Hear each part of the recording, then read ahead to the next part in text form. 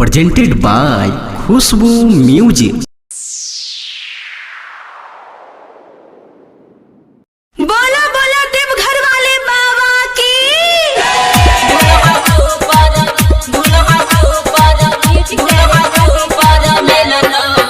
Radhika recording studio Saharsa. ये छौरी ढाले सावन में जलवा दुल्हा सुपर मिलतोगे। ये छौरी ढाले सावन में जलवा दुल्हा सुनर मिलतोगे। सुपर मिलतोगे कि सुनर मिलतोगे। ये छौरी ढाले सावन में जलवा दुल्हा सुपर मिलतोगे। ये छौरी ढाले सावन में जलवा दुल्हा सुपर मिलतोगे।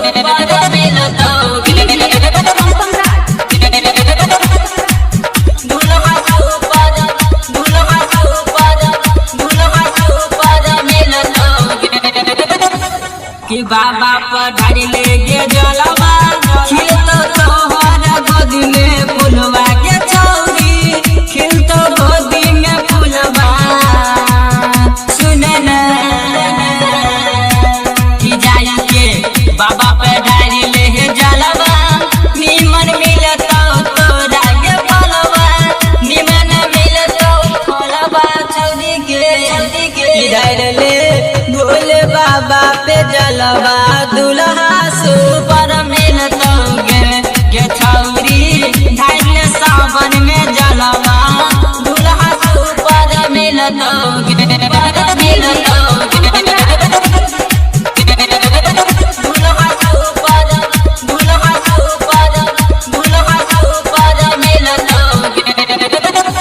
कि कर ले भोले बाबा से बिनती दुल्हा खोज देतो तोरा अनगिनती। के छौरी खोज देतो अनगिनती छौरी के मन में ओम नमः शिवाय जपिहन।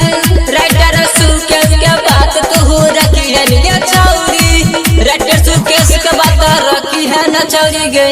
कि सिंगर शिव शक्ति के बात रखिहन दुल्हा सुपर मिलतोगे।